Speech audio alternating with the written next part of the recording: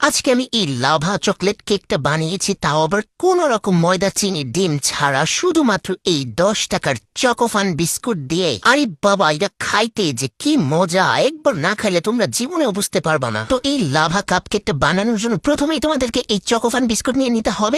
তার বিস্কুটের ডিজাইনটা যে কি সুন্দর, তারপর এই যে এভাবে ছিঁড়ে নিতে হবে, কিন্তু এটা কোন রকম ভাবে ছিঁড়তেছে না। তারপর দাব দিয়ে ছিঁড়ে ছিঁড়ে আমি বিস্কুটটাকে নিয়ে নিতেছি। এই যে আবারও দাব দিয়ে ছিঁড়ে এখন বিস্কুটটাকে বের করে বাটিতে নিয়ে নিলাম। মাঝে মাঝে এইভাবে দাঁতকে কাজে লাগাবো। তো এদিক দিয়ে ছিঁড়তে ছিঁড়তে আমি 1-2টা খাইও ফেলতেছিলাম, মানে আমার পেটে ঢুকাই দিতেছিলাম। না, বিস্কুট গুলো এইভাবে খেয়ে ফেললে তো হবে না, এখন আমার হাতের সাহায্যে বিস্কুট গুলোকে ভেঙে নিতে হবে। ঠিক আছে, একদম চুরমার করে দিব ভেঙে। আমার ধৈর্য আর কুলাইতেছে না, লেগে 4-5টা একসাথে হাতে নিয়ে একদম একেবারে চুরমার করে দিয়েছি ভেঙে।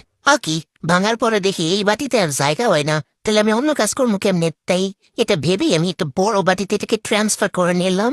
এখন এখানে একটু একটু করে দুধ অ্যাড করে দিব। ঠিক আছে, আমার যতটুকু লাগবে অতটুকু, বেশি দেওয়া যাবে না। এরপর একটা কাঁটা চামচ দিয়ে এমন ঘুটাঘুটি যে করবো, আর একটু দুধ লাগবে, তাই আমি পুরাটাই দিয়ে দিলাম। এখন ঘুটাঘুটি করে নেবো ইচ্ছা মতো, মানে যত শক্তি আছে অত শক্তি দিয়ে ঘুটাঘুটি করবো। আর দেখবো যে এটা একটু নরম হয়ে যেতেছে, মানে দুধটা মানে বিস্কুট খেয়ে নিতেছে। তারপরে কেকের মতো এরকম সুন্দর একটা ব্যাটার চলে আসবে।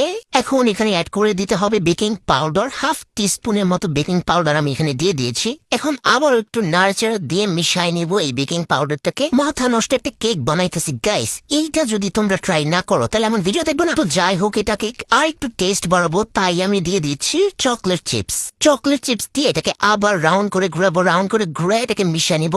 যেহেতু কাপ কেক বানাচ্ছি, তাই কাপ কেকে আমি এই ব্যাটারটাকে ঢেলে নিব। পুরোটা ঢালবো না, আমি অর্ধেক ঢেলে নিচ্ছি। এখন ভিতরে লাভা করার জন্য আমি এই চকলেটটাকে কেটে নিয়েছি।